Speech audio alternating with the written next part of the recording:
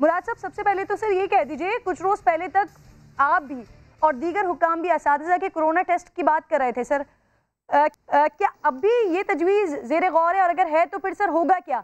हुकूमत करेगी या असातिज़ा अपने खर्चे पर कोरोना टेस्ट करवाएंगे सर? देखिए, ये उस वक्त भी एक तजवीज़ थी और अब इस पे ये कहा गया है, डिसाइड जो है, क्योंकि उस वक्त मैंने ये कहा था कि ये एक तजवीज़ है, इसको डिसाइड किया जाएगा अभी। सो आज उस पे ये डिसाइड हुआ है कि रैंडम टेस्टिंग होगी इन स्कूल्स, हेल्थ डिपार्टमेंट के साथ कॉन्फिडेंस में उनको लेके, और उसका जो सारा खर्चा है वो गवर्नमेंट उठाएगी। It will not be paid by either the students और द टीचर्स, वो गवर्नमेंट उठाएगी। मगर ये रैंडम टेस्टिंग तब होगी जब हमें पता लगेगा कि कहीं पे जरूरत है टेस्टिंग की, कहीं पे हमें पता लगा केसेस बढ़ रहे हैं हेल्थ डिपार्टमेंट से, बाकियों से। ठीक, अच्छा मुराद साहब, सर ये कहिएगा कि टेस्ट करने में सर टाइम कितना लग जाएगा? बड़ा एक अहम सवाल ये भी है सर कि टीचर्स अगर टेस्ट करवाते हैं तो फिर सर उसके लिए कोई मैकेनिज्म होगा? क्योंकि पंजाब में 15 लाख असातिज़ा हैं सर। आपने कहा कि अगर हुकूमत ये खर्चा उठाती है तो जो इन 6 माह में जो टीचर्स हैं सर, उसका कुछ आइडिया दे सकते हैं हमें कि किस तरह से होगा, उसका क्या मैकेनिज्म होगा सर? नहीं नहीं नहीं नहीं, ये सब की टेस्टिंग नहीं होनी, ये रैंडम टेस्टिंग होनी है जहां पे पता लगेगा कि केसेस बढ़ रहे हैं। जब हमें हेल्थ डिपार्टमेंट से पता लगेगा ना, क्योंकि हेल्थ डिपार्टमेंट और हम इस पे बहुत क्लोजली काम करेंगे। हमने जो अपनी स्कूल एजुकेशन की टीम्स हैं वो मरकज तक बना दी हैं कमेटीज, और उनको नोटिफाई भी कर दिया हुआ है। सो वो टीम्स जो जब जायजा ले रही होंगी, जहां पे हमें पता लगेगा हेल्थ डिपार्टमेंट के साथ कि केसेस बढ़ रहे हैं या वहां पे कोई खदशा है बढ़ने का, तो वहां पे रैंडम टेस्टिंग की जाएगी, स्टूडेंट्स की भी और टीचर्स की भी, दोनों की। ठीक है सर, रैंडम टेस्टिंग यहाँ पर की जाएगी। अब सर कुछ तरह मैं स्कूल्स की एसओपीज के हवाले से भी बात कर लेती हूँ। सर ये एसओपीज तो सेलेक्ट हो गए, आप लोगों ने सेट कर दिया, स्टैंडर्ड सेट कर दिए, लेकिन इस पर नजर कैसे रखी जाएगी कि अमल दरामद प्रॉपरली हो रहा है?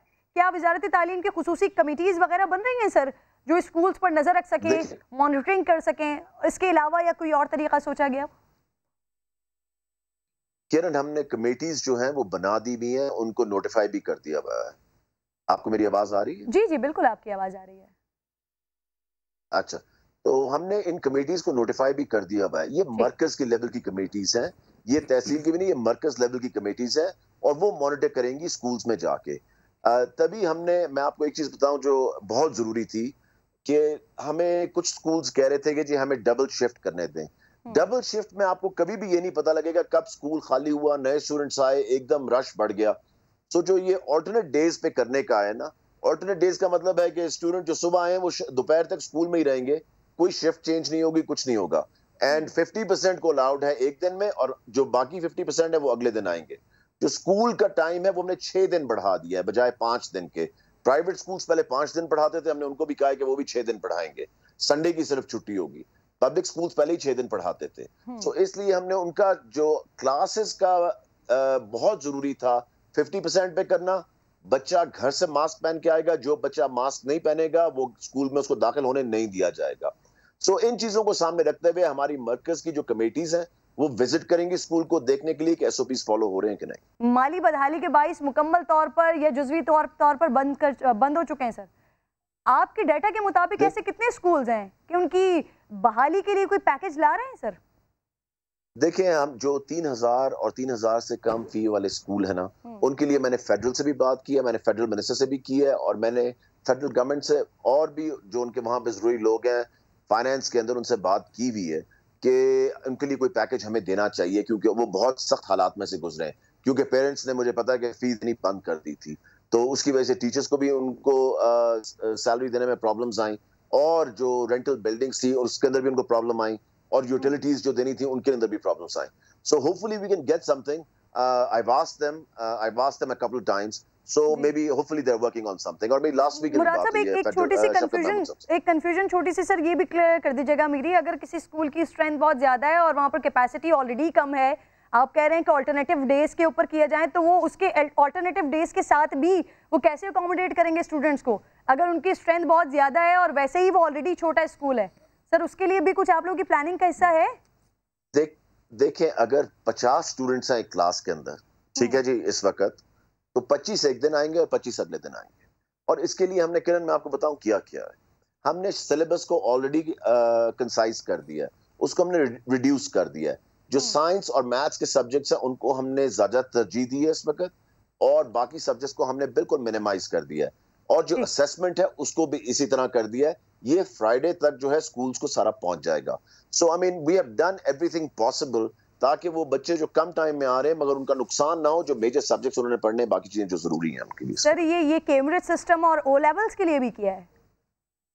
देखिए, कैम्ब्रिज और ओ लेवल्स का जो है वो तो ऑब्वियसली उनका इंडिपेंडेंट सिस्टम है, तो उनको भी हमने यही सजेस्ट किया है कि उनका जो सिलेबस है इट हैज टू बी, उसको कम करना पड़ेगा for at least coming few months, या कम से कम 1 साल के लिए। सर आपने सजेशन दिया, आपके सजेशन पर अमल होगा? मतलब ये चीज अभी आपको पता चली है या अभी तक सिर्फ सजेशन गया है?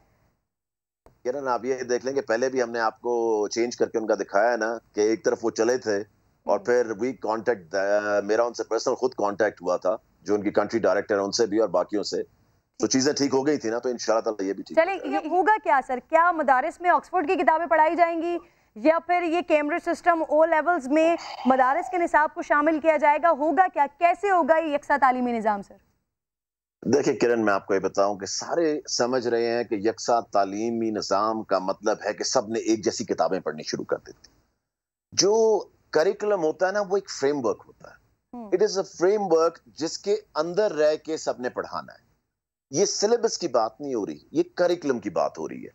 अगर कोई 10 किताबें एक्स्ट्रा पढ़ाना चाहता है क्योंकि वो 50,000 रुपया महीना फी चार्ज कर रहा है लोगों को, तो एज लॉन्ग एज वो 10 एक्स्ट्रा किताबें जो हैं वो करिकुलम फ्रेमवर्क के अंदर आ रही हैं तो वो पढ़ा सकता है। आई मीन लोग समझ रहे हैं कि जी सब जो है अब एक किताब पढ़नी शुरू कर देंगे। करिकुलम इज अ फ्रेमवर्क, और उस फ्रेमवर्क के अंदर सबको बस रहना पड़ेगा, एंड दैट्स इट। उसमें ये नहीं है कि सब जी एक जैसी किताबें पढ़नी शुरू कर देंगे, एक जैसी टेस्टिंग शुरू हो जाएगी, नहीं। एक फ्रेमवर्क है, उसके अंदर सबने रहना। पहले करिकुलम एक फ्रेमवर्क सबके लिए एक जैसा होगा, उसके बाद सिलेबस के ऊपर काम होगा, ठीक है ना जी?